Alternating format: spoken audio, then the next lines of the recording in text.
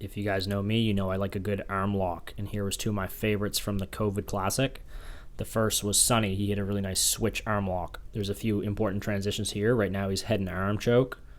He's going to switch from the head and arm choke to mount, release the pressure, and put his right hand deep in the collar to get his opponent to defend.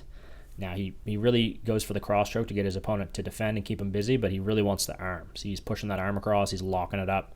Now he falls back for the arm lock.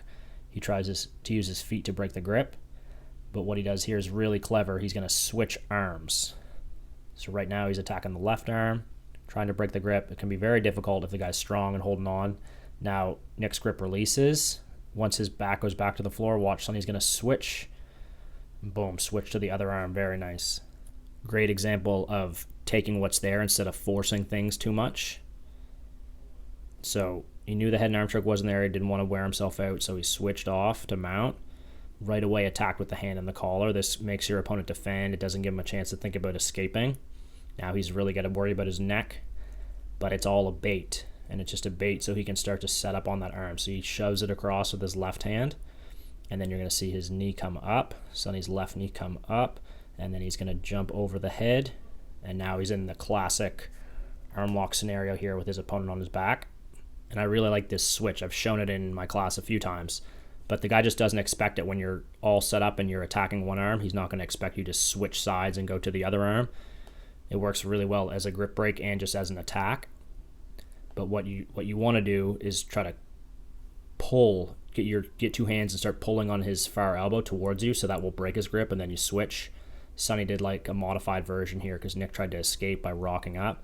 And then Sonny put his back on the floor here, and then his grip was already broken, so Sonny brought his weight up and right away throws that leg over and falls back for the arm lock. Beautiful submission. The other one was Chris Chatham's arm lock over Chris Graham, and this was set up in a different way. Chris set it up from the back position. It's always my preference on the back to go for the choke first, but the armbar is a great secondary attack, and if the choke doesn't work, you can't get the choke, go for the arm lock. But you usually have to give up the back position to get it. From here, it'd be difficult for Chris to get it, but if he's able to tilt Chris Graham over to the other side, switch to the Kimura, he can then bring his right leg over for a cross-face leg, which is what he does here, puts Chris's back on the mat, and then instead of falling straight back, Chris falls offline towards Chris's head, breaks the grip, and gets the nice arm lock finish.